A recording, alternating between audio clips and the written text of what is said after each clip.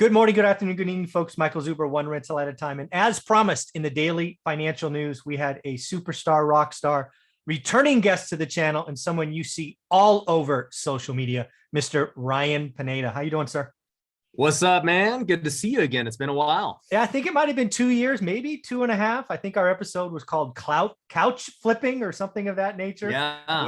Way back in the day. So how you been?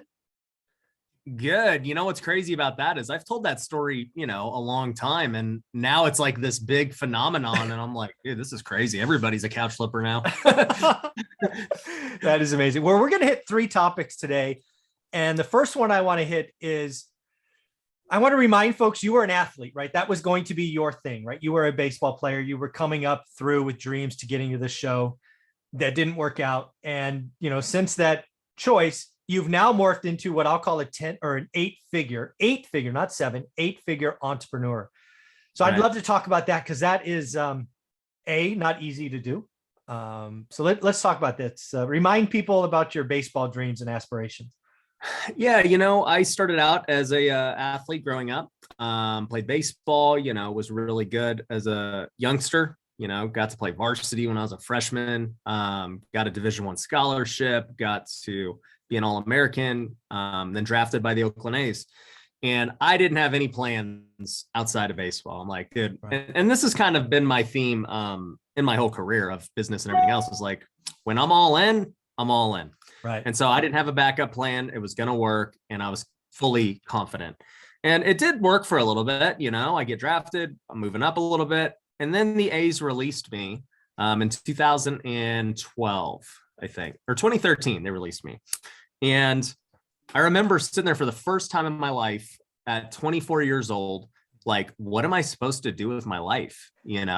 I'd been working essentially for 24 years. The day I started playing T-ball when I was 5 years old, right, was the day I wanted to be a professional. And it just kept going that way until it didn't at 24. And so, I kind of had to figure out what I wanted to do. I didn't have a backup plan. I had a degree, but it was like, I didn't want to work.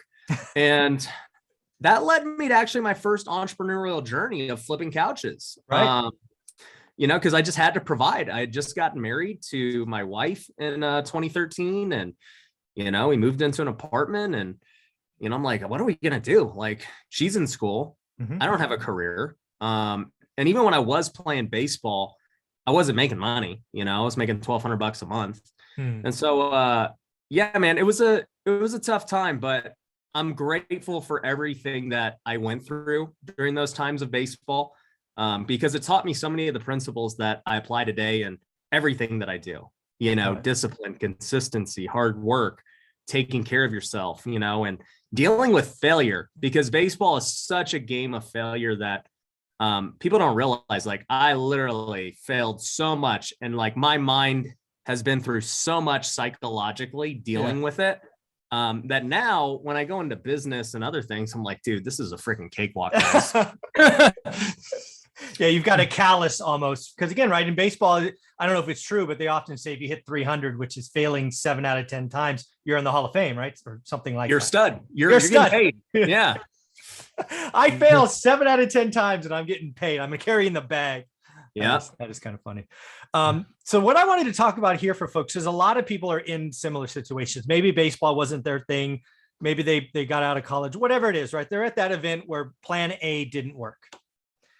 Now they're desperately seeking plan B. And what I saw in you in our interview 2 years ago, and I've seen you all over social media today, is you do have that when you're in, right? And you're willing to take risks. Sometimes people get wrapped around about, hey, it's too risky or there. And they almost just sit down. They're like, I can't move. I'm okay if I don't move. But you're like, no, I'm going to go that way. Oh, that didn't work. I'm going to go that way. So whatever I want to take from this first episode is how can you inspire somebody who is, for you, just left baseball? It's 2013. You're getting married, moving to an apartment. You got to provide. How do you help that person?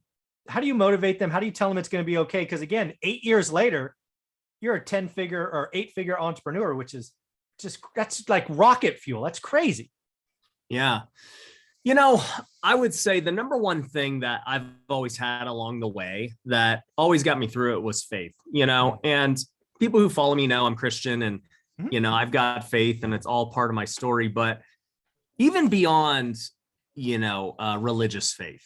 You've got to have faith in yourself and what you're doing, And so for me, when I started flipping couches and I told my wife, I go, hey, I think this couch flipping thing can make money, and there's no proof of that, right? Like there's no course or some guru like, hey, this is how you do it. Now there is. People will believe it now. Yeah. But before it was just this thing. And I go, babe, I'm going to try it out. Just, trust me, I've got faith in it. And, we got a couch in the house.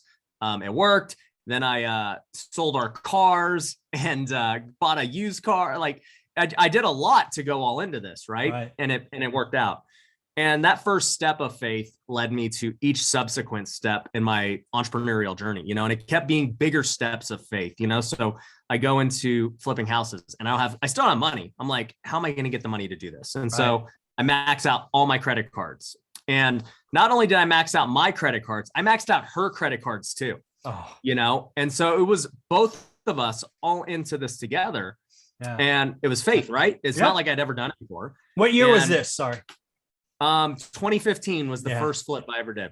Wow. So we do that. And then that just keeps leading to more opportunities. It has success. And then I get on this, faith journey with other just different things I do in my business career, right? Like a year and a half ago, or basically 2 years now, I decide, what? I want to be, a social media guy. Like I want to build a brand on social media. I think that it's going to be very important in the future. I think especially in the pandemic, people are going to go virtual more. Mm-hmm. And I have faith that this is the right move. Now, people have said, well, of course, you had a business and all this stuff that was making money. It's like, no, you don't get it, because by removing myself, I had to lose a lot of money, because now I said, I'm not going on seller appointments anymore. I was our top appointment guy. I was good at locking up deals and making things happen. And I said, I am going to pursue making videos, even though I have no subscribers, I have no TikTok. You mean everybody starts at zero? Yeah. And I'm like, I'm going to do it though, because I believe it's going to work out. And, the first 3 months, it didn't make me any money. Yeah. And I sacrificed all the money I could have made because I had faith that it would work. And so, I would just say every step of the way is always faith, and I'm now doing new things, which we'll talk about later. But if you're just starting, right, we all start from somewhere. And no matter where you start, okay, you're going to take a step of faith, you're going to do it. And then you got to do it again. And then you have to do it again. You literally have to just keep doing it over and over again. Yeah. So at this point now, I'm just like, hey, if I'm not taking a leap of faith in the next step, that means I'm not growing. I'm just stagnant and doing what I'm doing. And I don't want to do that. It's too boring. That's amazing. Well, hey, one of the things about this leap of faith, I think you're just on the cusp of doing. I think it's a week away, it might be 5 days away. You're hosting what I think is your first live event. Is that right? We held one about 3 months ago. That was like our first big event where we, had to rent out a hotel and all this stuff. We had 200 people come. Oh, wow. It was super cool. The previous events I always did were for my coaching students, and they're very small. They were very mastermind style at my office and stuff. And so, with one of those leaps of faith, it was like, let's throw a bigger event. What would it look like? And we did it last time, and it was great. And then, we're doing it again now. And our goal is to do it once a quarter. Oh, and wow. We've got it next week. And I think we're going to have around 250 people. It's going to be really cool. So it's so let's tell us more about it, because some people still have time to get there. I'm guessing it's in Vegas. It is in Vegas. For those of you who don't know, I'm very lifestyle oriented. So people are like, man, can you do them in Florida or Texas? I'm like, guys, I'm just too lazy, dude. Yeah. It's just home. Yeah, we're going to do it right here. I've got my team. I can go home after the event, see my kids. And so that's where it is. And so it's here in Vegas, January 12th to the 14th. This 3-day event. It's super epic. You can find out more about it at futureflipper.com. Futureflipper.com. Go check it out. Again, also you have a book. I mean, I'm actually trying to scan behind you. I see Future Flipper there, but I don't see the book, man. What's up?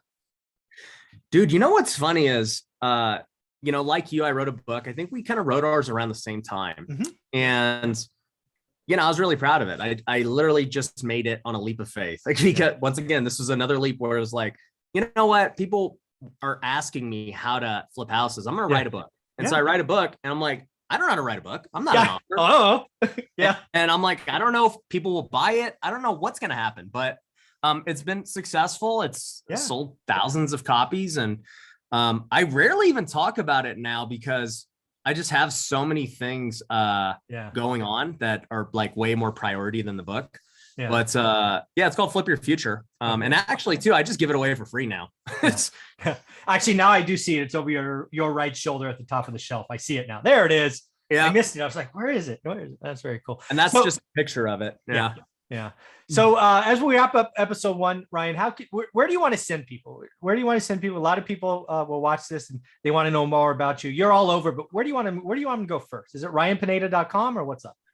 Yeah, I think ryanpineda.com is the easiest. You know, you can see all of our businesses, all my socials, and, you know, all the different things we've got going on for sure.